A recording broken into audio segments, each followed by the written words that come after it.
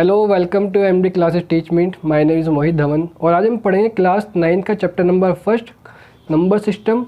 Number system को हम पढ़ना जब स्टार्ट करते हैं, क्वेश्चन आंसर सोल्व कर लेते हैं, लेकिन कुछ चीज़ें हमारी क्लियर नहीं हो पाती। मतलब हम क्वेश्चन सोल्व कर लेते हैं लेकिन ठीक से समझ नहीं पाते। तो उसके लिए आज की एक छोटी सी वीडियो 5-10 मिनट की, ठीक है, बहुत हेल्प मिलेगी इस वीडियो से। तो अगर मेरे को नंबर सिस्टम पढ़ना मैं स्टार्ट करूँ तो सबसे पहले हम करेंगे क्लासिफिकेशन ऑफ नंबर। अगर मैं नंबर को बांटना हो, नंबर के 2 हिस्से करने हो, तो मैं पहले 2 हिस्से कर दूंगा। फर्स्ट हो जाएगा हमारा रियल नंबर, सेकंड हो जाएगा हमारा कॉम्प्लेक्स नंबर। रियल नंबर मतलब वास्तविक संख्या है, और कॉम्प्लेक्स नंबर वो नंबर होते हैं जिसे हम सम्मिश्र संख्या कहते हैं, जिसमें रियल प्लस इमेजिनरी, वास्तविक संख्या और काल्पनिक संख्या दोनों का मिक्सचर रहता है हमारा कॉम्प्लेक्स नंबर में। ये कुछ इस टाइप की होती है, ये हमें फ़िलहाल पढ़नी नहीं है। फिलहाल बस जानकारी में रखो। कोई पूछ ले इमेजिनरी नंबर क्या है, काल्पनिक नंबर क्या है, तो बताया ना i² की वैल्यू -1 होती है। बहुत ज़्यादा झंझटबाजी इसमें करनी नहीं है, ना हमें ये पढ़ना। हमें पढ़ना है इतना। इसमें भी हमें मेन क्या पढ़ना है, जो चैप्टर के लिए बहुत ज़्यादा मेन है, वो है रेशनल नंबर क्या होते हैं, इरेशनल नंबर क्या होते हैं, साथ साथ डेसिमल नंबर्स के होते हैं। डेसिमल नंबर्स के टाइप्स को पढ़ेंगे कि टर्मिनेटिंग, नॉन टर्मिनेटिंग रिकरिंग और non terminating non recurring decimal numbers के होते हैं। इसके साथ साथ रेशनल नंबर के ही कुछ पार्ट और हो गए कि natural number, whole number, integers, fraction, even, odd, prime और कंपोजिट। एक बार इन्हें दोबारा से देख लेंगे, पता है वैसे अभी तक पढ़ते ही आ रहे सारी चीज़ें। तो सबसे पहले बात करते हैं रेशनल नंबर की कि आखिर रेशनल नंबर क्या होता है, इसको समझते हैं अब। रेशनल नंबर वो नंबर होते हैं जिन्हें हम p/q की फॉर्म में लिख सकते हैं, जिन्हें हम p/q की फॉर्म में लिख सकते हैं, जहाँ पे p और q दोनों क्या है, इंटीजर्स है। इंटीजर्स क्या होते हैं वही बताऊंगा। जब पे p और q दोनों क्या है, इंटीजर्स है। और एक शर्त और होती है, q कभी भी 0 नहीं होना चाहिए। मतलब नीचे कभी भी 0 ना आए डिनोमिनेटर में, भले ही ऊपर आ जाए। जैसे 0/1 एक रेशनल नंबर है, -3 ये भी एक रेशनल नंबर है, अपॉन में 1 लगा देंगे। 3/2 ये तो है ही, -5/1 ये भी है। तो जिस भी p/q की फॉर्म में है वो सभी हमारे रेशनल नंबर है। मैं कहूँगा 1/0 ये नहीं है, डिनोमिनेटर में 0 नहीं होना। समझने से पहले कुछ चीज़ें और समझनी है, उसको 1 बाय 1 करके देखते हैं। सबसे पहले डेसिमल नंबर को समझना पड़ेगा। डेसिमल नंबर हमारे मेन 3 टाइप्स के होते हैं। फर्स्ट है टर्मिनेटिंग। टर्मिनेटिंग डेसिमल नंबर्स वो नंबर्स होते हैं जिनको डिवाइड करने के बाद, जिन फ्रैक्शंस को डिवाइड करने के बाद या जिन रेशनल नंबर को डिवाइड करने के बाद रिमाइंडर 0 आ जाए, मतलब लास्ट में कंप्लीट डिवाइड हो जाए और 0 आ जाए। जैसे मैं 3 को डिवाइड करता हूँ 2 से, तो 2 1 ज़ा 2, 1 बच गया, पॉइंट लगाया 0, और 2 5 ज़ा 10, तो लास्ट में हमारा रिमाइंडर 0 आ गया। तो ये हमारा क्या हो गया, एक टर्मिनेटिंग डेसिमल। ये हमारा किस में आता है, रेशनल नंबर में आता है। टर्मिनेटिंग डेसिमल किस में आते हैं, रेशनल नंबर के अंदर ही हमारे आते हैं। इन्हें हम p/q की फॉर्म में लिख सकते हैं, ठीक है।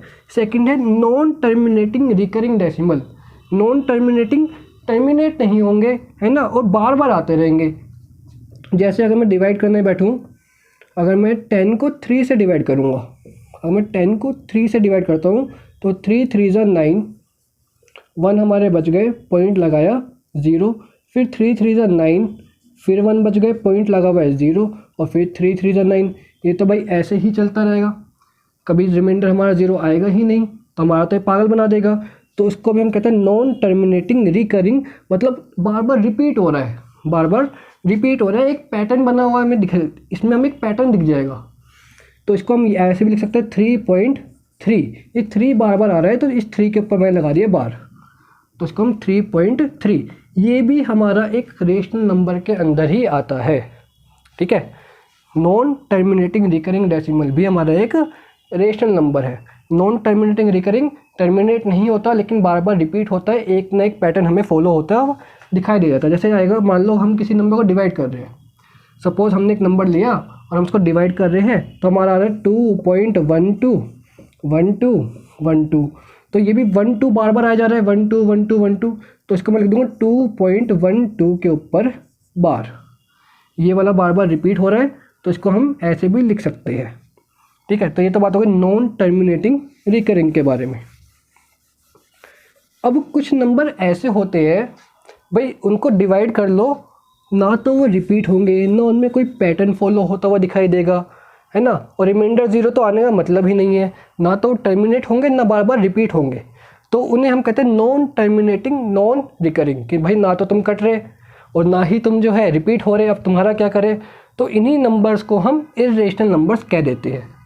यही नंबर हमारे इर्रेशनल नंबर होते हैं। जैसे √2 की वैल्यू जब आप फाइंड करोगे ना, तो 1.414 और आगे पता नहीं क्या क्या आता रहेगा, ना तो कुछ रिपीट होने वाला है, ना तो हमें कोई पैटर्न दिखाई देने वाला है, और रिमाइंडर तो 0 आएगा ही नहीं, ना टर्मिनेट होगा। तो इसलिए ये हमारे ये जितने भी नंबर होते हैं वही हमारे इर्रेशनल नंबर होते हैं। इर्रेशनल नंबर की जब मैं बात करता हूँ तो ऐसे नंबर जिन्हें मैं p/q की फॉर्म में नहीं लिख सकता। पर आप कहोगे जैसे हमारा √2 होता है, क्योंकि ना तो ये टर्मिनेट होता ना कुछ होता, तो आप तो कहोगे कि √2 के नीचे 1 लगा दो, हो गया p/q की फॉर्म में। लेकिन जब मैं शुरू में बताया था p और q हमारे क्या होते हैं, इंटीजर्स होते हैं। ये हमारा √2 एक इंटीजर नहीं है, इसलिए ये हमारा एक इर्रेशनल नंबर है। ठीक है, p/q की फॉर्म में लिख तो दिया, लेकिन दोनों इंटीजर होने चाहिए थे, दोनों इंटीजर नहीं है, यहाँ पे आके हमारा काम खराब हो गया। दूसरा, इर्रेशनल नंबर में हमें क्या बात ध्यान रखनी है, जितनी भी संख्या अंडर रूट के अंदर आ जाती है वो हमारा इर्रेशनल नंबर होता है। बस एक चीज़ का ध्यान रखना है कि √2 एक इर्रेशनल नंबर है, कोई दिक्कत वाली बात नहीं है। √3 एक इर्रेशनल नंबर है, कोई दिक्कत वाली बात नहीं है। √4 नहीं है, क्योंकि √4 की वैल्यू जब हम निकालेंगे तो 2 आ जाएगी। ठीक है ना, √4 की वैल्यू 2 होती है, तो ये नहीं है। √5 है, √6 है, √7, 8, 9 नहीं है। इस तरीके से अंडर रूट में जो भी हमारी वैल्यू होती है वो हमारे किस में आती है, इर्रेशनल नंबर में। इसके साथ पाई की वैल्यू भी, पाई भी हमारा एक इर्रेशनल नंबर होता है। आप कहोगे कि पाई की वैल्यू तो 22/7 होती है, ये पाई की एग्जैक्ट वैल्यू नहीं होती। ये पाई की एग्जैक्ट वैल्यू न होके हमारा क्या होते हैं, अप्रोक्स वैल्यू होती है, कि लगभग पाई की वैल्यू इतनी होती है, एग्जैक्ट नहीं है। पाई तो इसलिए एक इरेशनल नंबर है, बट 22/7 क्या हो गया, एक रेशनल नंबर। उम्मीद करता हूँ इतनी बात समझ में आई होगी। ठीक है, आगे देखेंगे। अब ये तो बात करी रेशनल नंबर, इरेशनल नंबर के बारे में, terminating, non terminating, non recurring, non terminating के बारे में बात हो गई। अब जितने भी हमारे कुछ नंबर्स है, ये जो भी लिखा हुआ है, natural number, whole number, integer, fraction, fraction के बाद इवन, ऑड, प्राइम और कंपोजिट, जल्दी जल्दी इन्हें देख लेते हैं। और पर ये बात ध्यान रखनी, ये सभी हमारे रेशनल नंबर के अंदर ही आ जाते हैं। ठीक है, ये सभी हमारे रियल नंबर में रेशनल नंबर के अंदर ही आ जाते हैं। जैसे नेचुरल नंबर, ये है नेचुरल नंबर की। नेचुरल नंबर सबको पता है, जो नंबर 1 से स्टार्ट होते हैं, 1, 2, 3, ये जितने भी नंबर्स होते हैं ये हमारे नेचुरल नंबर होते हैं, इसमें कोई बहुत बड़ी वाली बात नहीं है। सेकंड हमारे है होल नंबर। होल नंबर क्या होता है, जो जीरो भी अगर मैं इसमें मैं जीरो का बुला लूँ ना, कि जीरो तू भी आ जा, तो हमारा 0, 1, 2, 3 जीरो से स्टार्ट हो रहे हैं और आगे जितने भी नंबर्स आते चले जाएंगे वो हमारे होल नंबर हो गए। 1 से स्टार्ट हो रहे हैं तो हमारे नेचुरल नंबर आ गए। अब यहाँ से क्वेश्चन बनना शुरू हो जाता है, क्या नेचुरल नंबर होल नंबर होते हैं? यस, क्योंकि नेचुरल नंबर 1 से स्टार्ट होते हैं और 1 होल नंबर में भी है, तो नेचुरल नंबर तो होल नंबर होते हैं। लेकिन होल नंबर, सभी होल नंबर नेचुरल नंबर नहीं होते, क्योंकि सभी हो ही नहीं सकते। सभी में जीरो आ गया, होल नंबर में जीरो आ गया, लेकिन जीरो ऊपर तो है नहीं, इसलिए सभी होल नंबर हमारे नेचुरल नंबर नहीं हो पाते, लेकिन सभी नेचुरल नंबर होल नंबर होते हैं। थर्ड बात करते हैं इंटीजर्स की। भाई ये तो सब पॉजिटिव दिखाई दे रहे हैं, मैं माइनस वालों को ही बुला लूँ कि भाई -2, -1, 0, 1, 2, 3, ऐसे ही नेगेटिव और पॉजिटिव सभी जब नंबर आ जाए, इंक्लूडिंग जीरो, नेगेटिव नंबर्स और पॉजिटिव नंबर सबको मिला के हमारा क्या बन गया, इंटीजर्स। इसमें ये बात ध्यान रखनी है, जीरो ना तो पॉजिटिव है ना नेगेटिव है, बस इतना बात ध्यान रखना है। ना जीरो ना तो नेगेटिव है और ना ही पॉजिटिव है, ये सभी पॉजिटिव नंबर्स हो गए और ये सभी हमारे नेगेटिव नंबर्स हो गए। माइनस वाले नेगेटिव हो गए और जिसमें माइनस नहीं है वो हमारे पॉजिटिव नंबर्स हो गए। फ्रैक्शन सबको पता ही है, न्यूमरेटर अपॉन डिनोमिनेटर 1/2, किसी चीज़ के हिस्से करके, भाई किसी भी चीज़ के हमें हिस्से करके दिखाने हो, किसी भी होल चीज़ के हिस्से करने हो तो फ्रैक्शन में 1/2, 3/4, ये सभी हमारे फ्रैक्शंस होते हैं। इवन नंबर सबको पता है, 2 के जितने भी मल्टीपल्स है इवन नंबर होते हैं। 2 के मल्टीपल्स में क्या क्या आ जाएगा, 0, 2, 4, 6, 8। 2 के जितने ही मल्टीपल्स है वो हमारे इवन नंबर, ये सभी हमारे इवन नंबर हो गए। और नंबर जो 2 के मल्टीपल्स नहीं होते 1, 3, 5, 7, 9। इसमें एक बात और ध्यान रखनी है, मैं पूछ लूँ क्या -2 भी इवन है? कोई दिक्कत नहीं है। -1 ओड है? हाँ है, ठीक है ना, माइनस हो उससे कोई फ़र्क पड़ेगा नहीं। तो प्राइम नंबर जिनके हमारे 2 फैक्टर होते हैं, ऐसे नंबर जिनके 2 ही फैक्टर होते हैं, अगर मैं लिखा 2, ये तो या तो ये 1 के टेबल में आएगा या फिर 2 के टेबल में आएगा, तो ये एक हमारा प्राइम नंबर है। जैसे मैं लिखा 5, 1 के टेबल में आ जाएगा और 5 के टेबल में आएगा, बाकी किसी के टेबल में नहीं आएगा, तो ये भी प्राइम नंबर है, बस 2 ही फैक्टर है। अगर मैं बात करूँ 4 की, ये कंपोजिट नंबर हो गया, 1 के टेबल में भी आ जाएगा, 2 के टेबल में भी आ जाएगा और 4 के टेबल में भी आ जाएगा।